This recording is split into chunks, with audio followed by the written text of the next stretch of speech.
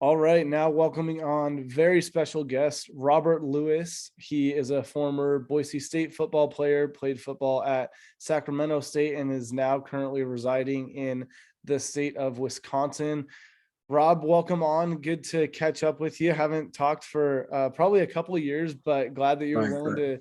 to jump on here, man. We're excited to hear a little bit about your story. You're originally from LA. You and I met at Boise State when you were playing football in Boise, and so yeah, we'd love to just hear a little bit about you and your story and kind of where you've been and where you're at now. Yes, sir. I really appreciate you guys for having me and giving me this opportunity today. Yeah, it's been a long ride since my time at Boise State. As most people know, I transferred to Sacramento State after a few years of playing for Boise State. Played cornerback for Sacramento State for my remaining 2 years. Graduated with my bachelor's degree in communication studies this past December, and since right after I graduated, I moved to the Wisconsin area, Kenosha, Wisconsin specifically, and just been given a coaching opportunity to coach at Bradford High out in this area. I'll be working with uh, freshman receivers and defensive backs. Amongst that, I'm looking into starting my own 7-on-7 organization out here in this area for the youth and high school athletes, for inner city kids that come from similar backgrounds, the same as I did. And I also am a substitute teacher for the KUSD district. I teach first through 12th grade at different schools in the district. I currently also work at Starbucks and Planet Fitness as a personal trainer. So it's been a lot since Yeah. a lot's changed since Boise State for Yeah, sure. man, you're staying super busy. We had, I think it was one of the leadership classes together. So I was just thinking as you were rifling through kind of your current resume, I'm sure a lot of the principles that you learned back then, probably what was that, 3 or 4 years ago already. Yeah, it sounds like you're definitely putting your education to use, but that's awesome, man. Sounds like making the impact in so many different lives right out of college. Yes, sir. Yeah, definitely one of my main goals was to just give focus on the youth and changing their habits and change their ways. The same similar to what Boise State offered and has done with me along, while I was there. They emphasize finishing, remaining disciplined, hard work, that blue collar work ethic. And I believe, those morals and principles should definitely be applied with students as young as, at the first grade level. That should be implanted in their minds early on. So when they develop and mature at a much, in their preteen age, they'll be able to, that it just becomes a regular habit and something they can just continue to develop and grow with. Definitely. Yeah. And I mean, there's a lot that we want to get into with football, but while we're talking about the youth and everything, just kind of tell us what got you interested in supporting youth and supporting their upbringing. How'd you get into that? How'd you get interested?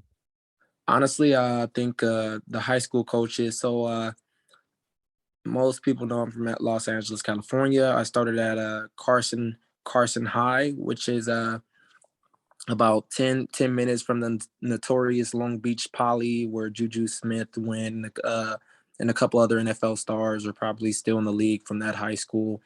But I didn't really get the opportunity in the coaching that I wanted and that will develop me. So I transferred to a school in Los Angeles region called Hawkins High, Mm. Augustus F. Hawkins, where I got coaches who can relate to me and other kids that they coach and who were very passionate about, just seeing kids develop and most importantly, getting kids to college.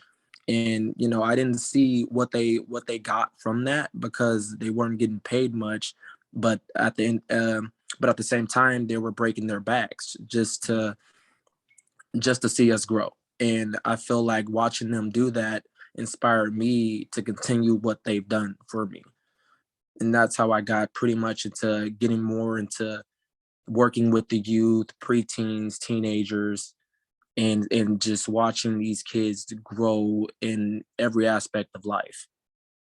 Yeah, I love that. I mean, Hunter and I, we've always talked about coaching one day, whether it's football, baseball, little league team, whatever it might be, just giving back to that next generation of athletes, whether it's from the age of 6 or 16, everybody needs somebody in their life. And so I think that's awesome that you've already been able to realize kind of that calling and that you're able to put that into action, especially coming off of playing so recently that you're able to, take what you learned on and off the field and provide that to the next generation.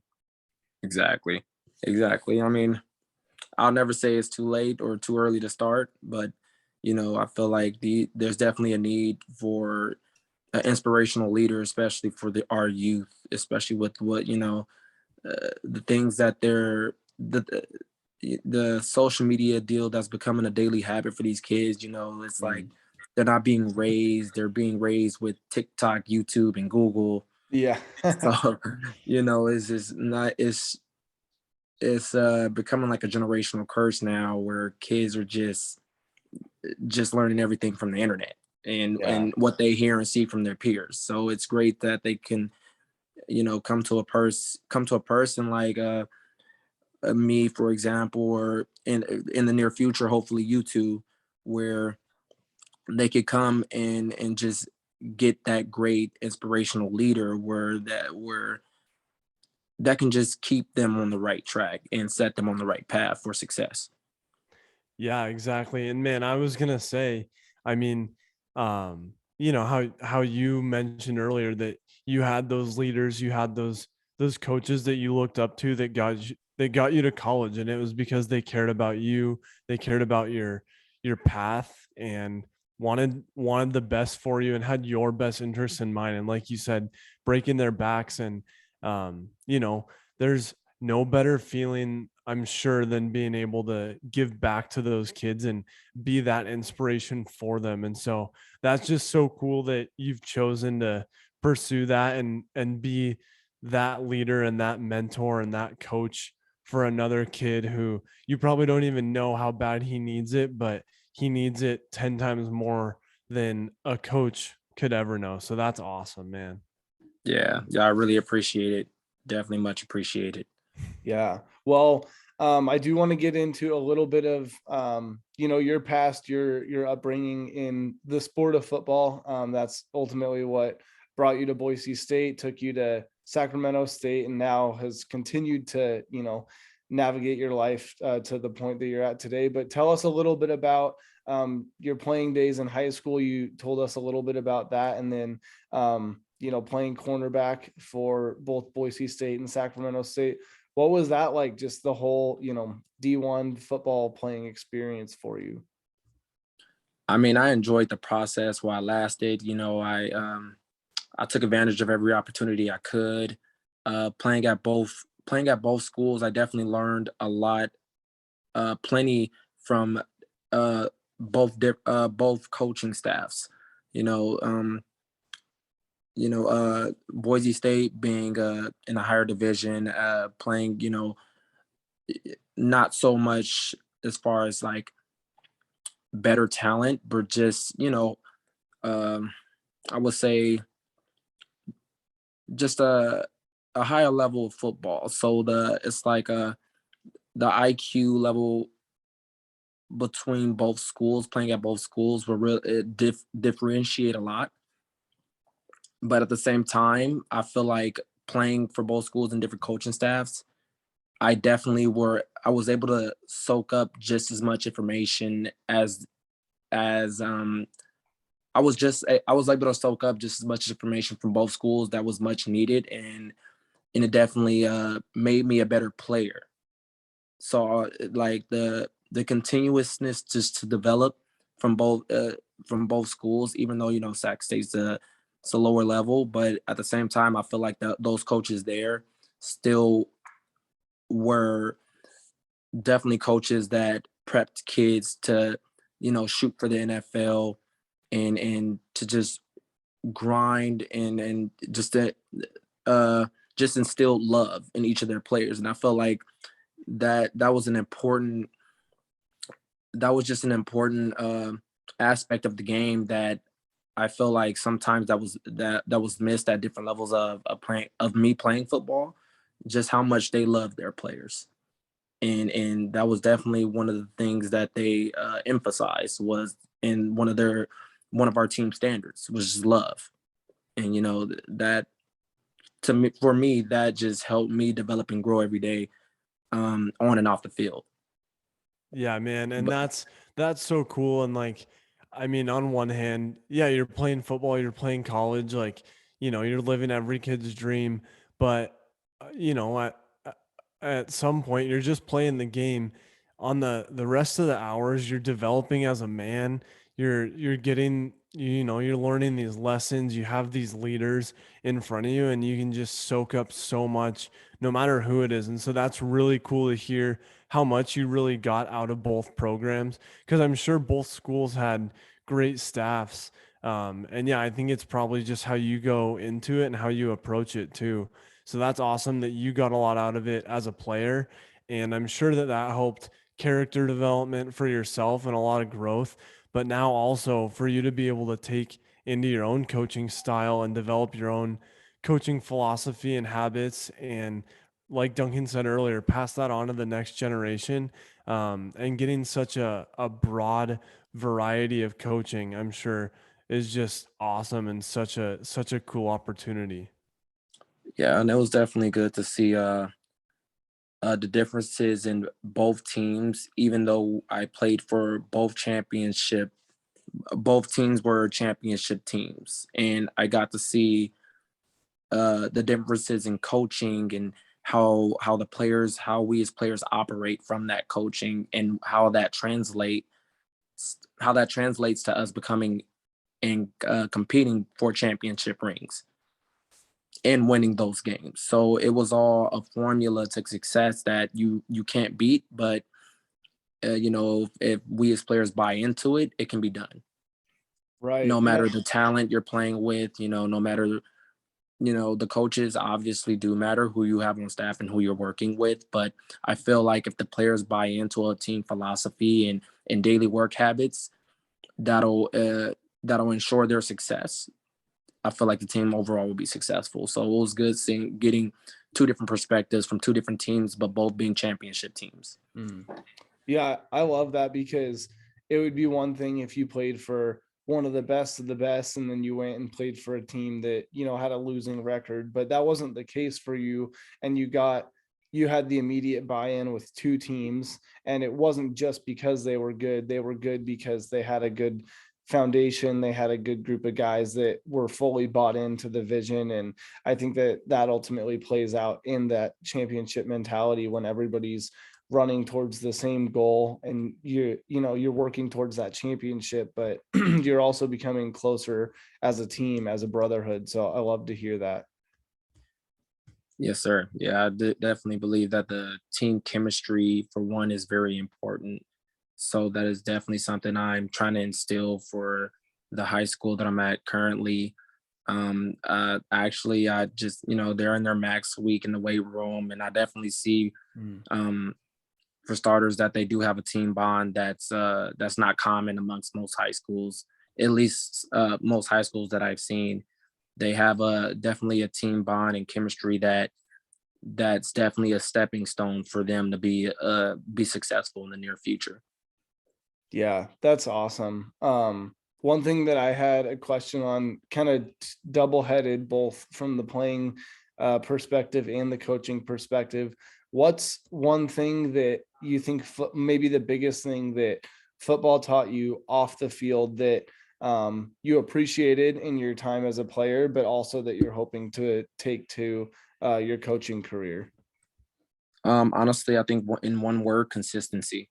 Mm. You know, if you're consistent in anything you do, whether you want to, be better at math, be better at, being a better technician at your position, it's how consistent can you be at detailing and perfecting your craft. If you can remain disciplined and create disciplined habits every day and maintain them, craft focus, making sure you're doing something to develop in any way, shape, or form, then you will definitely have no problem being successful, or being one of the best guys. It is just something that can't be beat. It's a system that can't be beat. If you're consistent at whatever you do, and you're developing and getting better at what you do, then you'll eventually become the athlete you dreamed of being. Yeah, man. I mean, that totally makes sense, and I love how you can just sum that up in one word from your own experience. Really, I'm sure consistency is what got you through high school and got you to that level. And then, yeah, you're right. Whether it's in the classroom, whether it's watching film, whether it's on the field, just getting those reps, being consistent, and I think that with that comes a lot of dedication, and that's Yeah, such a strong character trait that obviously you have, but that you work hard for, and you work hard to really own that. And I'm sure that that's a big prideful thing, to be able to like carry yourself that way and to be consistent, because a lot of people, whether it's a diet or exercise or whatever, they go through a stage, they go through ups and downs, but to be consistent, to stick with it day in and day out is huge. And that really says a lot about you as a player, as I'm sure it did, but also now, um, with everything that you're doing now, whether you're teaching or whether you're on the field or anything. That's awesome. yeah, for sure. And I try to, I try to make it an emphasis to all my athletes, that you're gonna fail. You're gonna fail. Like, no one's perfect. You're gonna drop a ball, you're gonna get beat for a touchdown, you're gonna get ran over, somebody's gonna punch you in the mouth. You're gonna fail at some point. It's just how you respond from that. It's really just how fast you can, eh, in uh in terms of football, how fast can you let the last play go? You know, how fast can you move on and bounce back from the last play and then make a greater play? If a player's mentality is on the straight and narrow and it has a rock solid game style of playing, just a game style rock style, a game style. I'm sorry, has a rock solid mind when it comes to playing. I feel like that'll be the best guy, because your mentality going into the game all the way into finishing is what will set you apart as an athlete. Yeah, and I mean, it's something that I heard all the way through the high school days on the football field. It's that adversity. It's not what happens to you, but it's how do you respond. And so I think you're spot on with that. It's so easy to, in anything, in work, in life, in the gym, on the field, we're all going to get knocked down. We're all going to get the call of bad news. We're all going to get laid off at some point. There's so many bad things that happen, but those are all out of your control. So what is it that you're doing Exactly. to respond and to be better? And like you said, forget the last play, forget that meeting, forget that your boss yelled at you, forget that your coach just cussed you out. Like, what are you going to do to personally forget that and make whoever is on the other end of that forget as well, and just be better? I think that that's awesome. Exactly.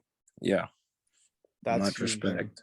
Yeah. Well, one thing I wanted to ask you is, I know that you're from LA. Obviously you've lived in a few different places. You're in Wisconsin now. Do you have a favorite NFL team? Are you rooting for anybody here this off season? Obviously the Rams coming off a Super Bowl victory. Not sure if that was a good hometown win or not for you, but any favorites Definitely, and definitely. any predictions there? Everybody, see, here's the problem with that. Everybody considers me, well, not everybody, I'm not going, the mass majority would think I'm a bandwagon for being an LA Rams fan, but many people don't know that I was a diehard Detroit Lions fan before Oh, them. And it's not that I'm a fan of a team. I'm honestly a fan of a player. I followed Matthew Stafford for a long time. He was definitely an underrated quarterback playing with the Lions, and I just liked his determination, his consistency at playing at the quarterback position, and just his leadership style, his style of play. He was definitely a guy, even though I've never played quarterback in my life, but he's a player that I looked up to that just was always consistent and win or lose. You know, he was just the stud on the team. And I was just waiting for his next opportunity to be placed on a team where he had guys around them that had the same mentality and work ethic and consistency as he did. And once he got traded to the Rams, I knew the job would get done. Yeah, and I mean, talk about making the most of your opportunity. Exactly. I mean, he sees the day. He took it and ran with it. And that's so cool because just talking about what you're looking for and as a player, what you looked for and what you're trying to implement as a coach, and then finding a leader like that, like, yeah, you might have never played quarterback. I mean, like Duncan or I, we didn't play college football and everything, but Yeah. still looking to those people as leaders, no matter who you are, but finding leaders that have those same values as you and that you can learn from. And then, especially when it relates to football, I'm sure that that was so valuable. And now, Yeah. just taking that into your coaching style and everything. But yeah, what a good guy to Right. be around. I feel like he breaks that NFL stereotype. And the way that he carries himself, and it's so cool to see Right. that, especially There's making not a it all the moment too way. And big for the guy. Mhm. yeah, and yeah, I mean, world champ and just such Right. a cool guy, good character. Yeah. I mean, and another fun fact, the year he won the Super Bowl is the same year Georgia, the school that Georgia University, the same school he graduated from, wins the college football championship. It's like Mm. I don't know, there's a culture. It Yeah, was that supposed to happen. that was one of those Cinderella moments that I just Right. love. Yeah, that's such an awesome perspective. I appreciate that, and we definitely won't count you as a bandwagon fan on here for sure. Right. Um, well, Robert, we really appreciate it. We'll get you out of here in just 2 minutes, but before we jump out, we always like to give all of our guests an opportunity to give people a shout out, whether it's a parent, a loved one, a former coach, or a teammate. But just thanking the people that helped you get here, and then wrapping up if you want any social media followers at all, letting people know where they can find you. Oh yeah, for sure. First and foremost, thank God I'm a religious man. So without him, For sure. nothing would have been done. I wouldn't have got this far. But moving forward, I would like to definitely thank my parents, my backbone. Um, definitely been theirs from start to finish, high school career, college to now, still raising me in a sense. My high school coaches, Coach Milvon James, Coach Malik James, and yeah, and you guys for having me, man. Yeah, definitely. For as far as my social media platforms, I actually have a fitness page on Instagram for those who want to give it a look and a follow. It'll be much appreciated. It's Lauxin_fitness, LAUXXIN_fitness. And then for my main Instagram account, just for my personal post, and what have you. So it is 7 locks. It's spelled LAUXX still. So 7 LAUXX. If you Awesome, want to man. find me on the social media platform. Yeah, dude, that's awesome. And like Duncan said earlier, like we're so happy that we can be a part of this and give you that platform. And we just love to, we love good people. And like you talked about love earlier, it's huge, and there's not enough of it in the world. But just for people to love each other and appreciate people, and appreciate you for what you're doing and the communities around you, and ultimately that makes the world a better place. And that's what we're looking for. That's all you can ask for. Yes, sir. Most definitely. Yeah, definitely. Hoping to make a huge impact on the youth this year to come. you know. For sure. Hey, you're fighting the good fight. You're doing such a good thing, man. And yeah, we'll definitely have to stay in touch after this. We'll shoot you the recording once it comes out this week. And yeah, beyond that, man, keep us posted with everything happening in Wisconsin. Again, hats off to you for what you're doing to serve the next generation and just that new community that you found yourself in. And yeah, once again, just thanks for coming on here. We always love hearing people's stories, and great to reconnect, man. Man, really appreciate you guys for having me. Thank you for the opportunity. For sure. Yeah, we'll stay in touch, and yeah, stay safe out there. We'll talk soon. For sure. Yep. You boys stay safe too. Appreciate you guys. Take care, man. God bless. Thank you. You as well. God bless. Man, that was an awesome interview with Robert. Super glad to just catch up with him and have him on there. Hear about where he's been, where he's at now, being able to mentor the next generation of kids in the inner city in Wisconsin, and just really the path that got him there through Boise State, through Sacramento State. So always good to catch up with a fellow and former Bronco, and glad that we could hear a little bit of his story. Interview brought to you by the Great PNW. Head over to thegreatpnw.com for 20% off your purchase. Enter code CLIMB20 and you can get 20% off hats, stickers, t-shirts, any accessories that you're after with a little bit of Pacific Northwest vibe. Hunter, that was an awesome interview. We got a little bit of baseball, a little bit of segments, and then we'll round out episode 95. Yeah, dude, that was awesome with Rob. It's just so cool to hear what he's doing, what he's up to, and just, I mean, ultimately making the world a better place. You can't go wrong with Sure. that. Yeah. Yeah, well, jumping into a little bit of baseball news. Somebody on, I don't know if it's a hot seat or just on the chopping block, but the Washington Nationals have entered the early stages of putting the team up for sale. So it looks like there's just a couple that owns the team currently. They're either exploring options to bring on other stakeholders for the team or completely sell out the team. Hunter, when I sent that to you, you said maybe we could be a couple potential investors.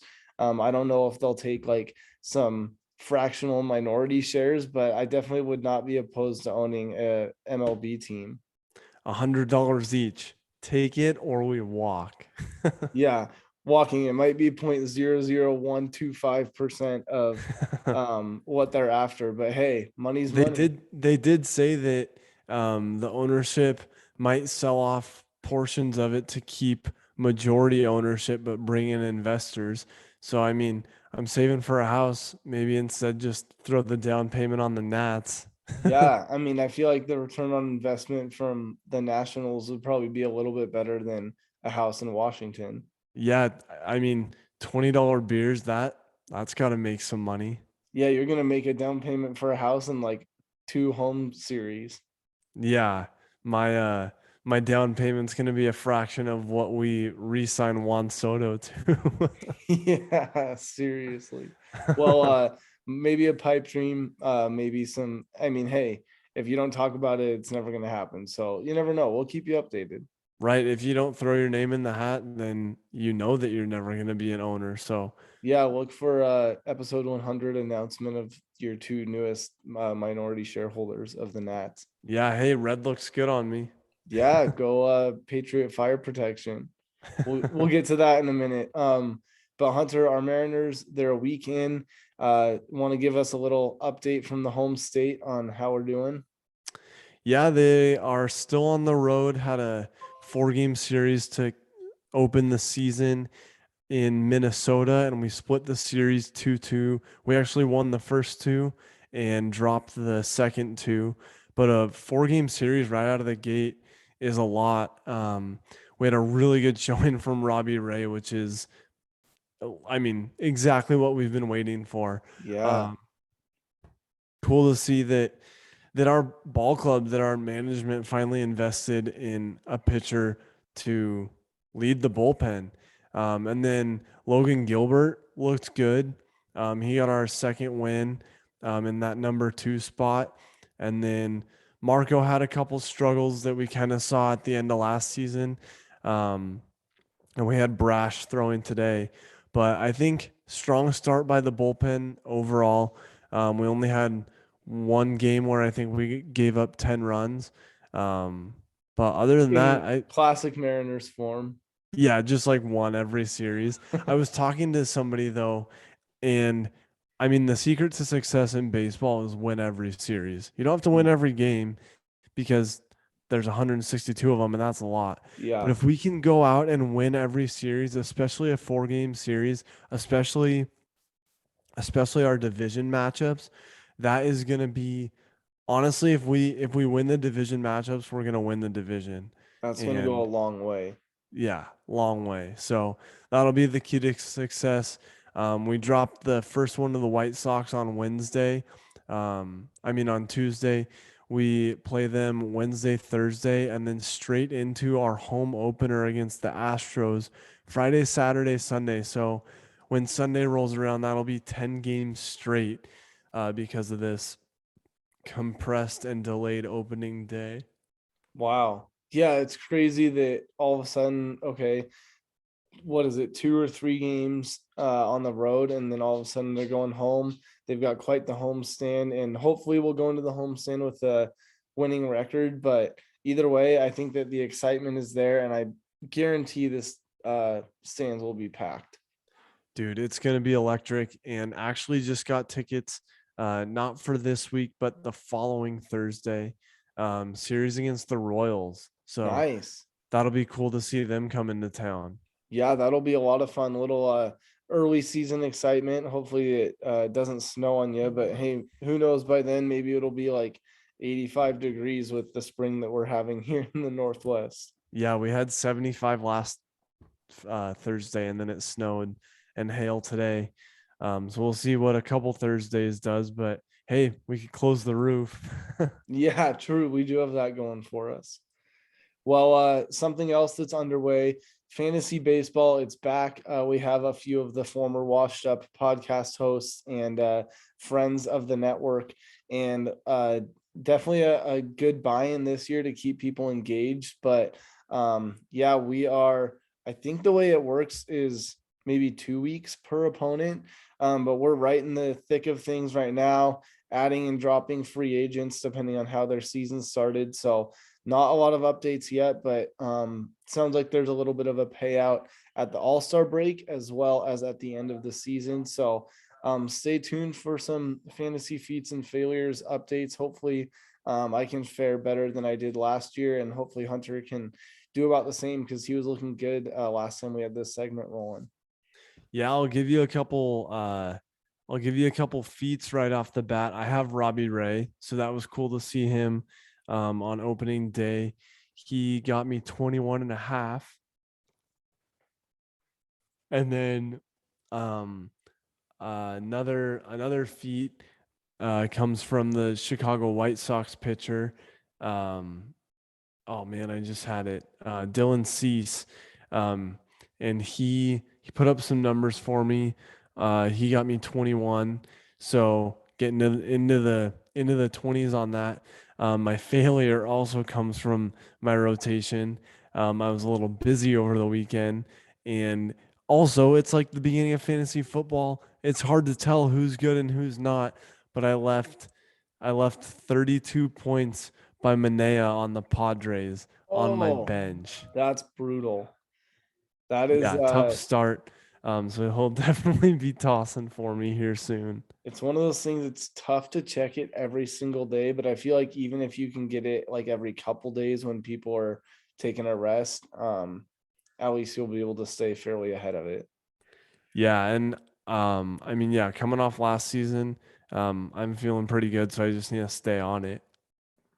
Yeah, definitely. Well, not a virtual type of ball, but beer league softball. Currently a couple weeks underway for the Patriot team, and I'm excited that Boise League kicks off tomorrow night on Wednesday. So we're excited as long as the fields dry out a little bit.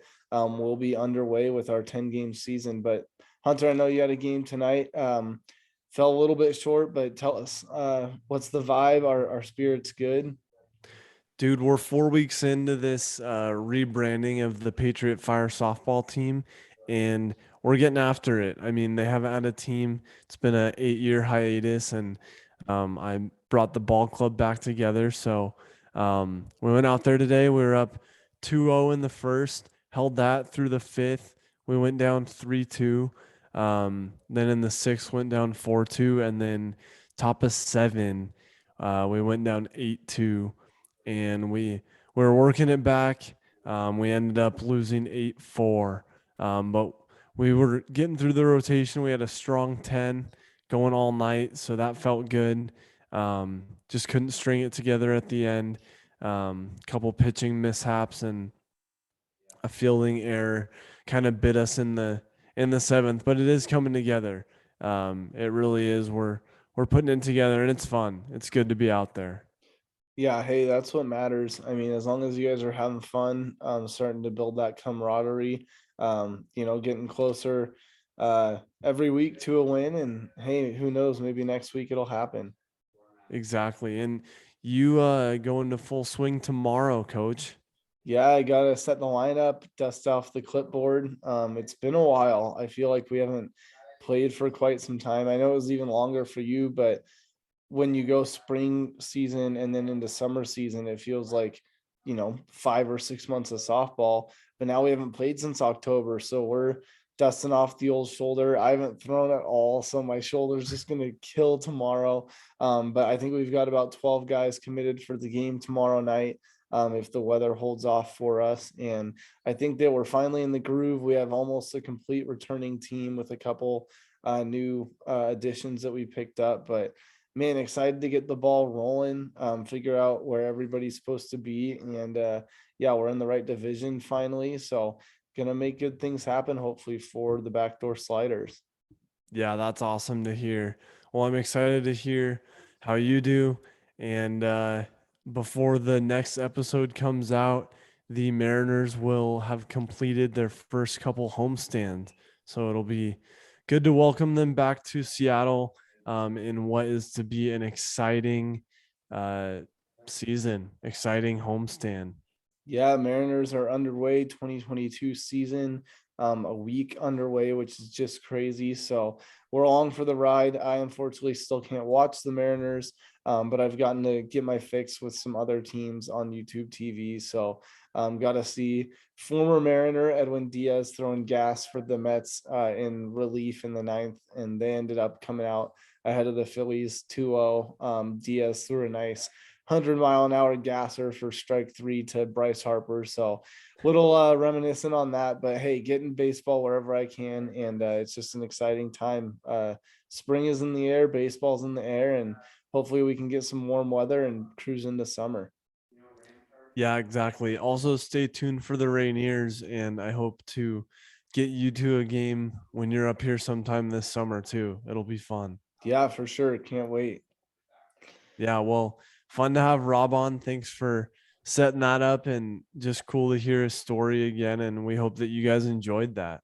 Yeah, definitely let us know what you think. Let us know if you have any other people that like Rob have a good story that we could have on here.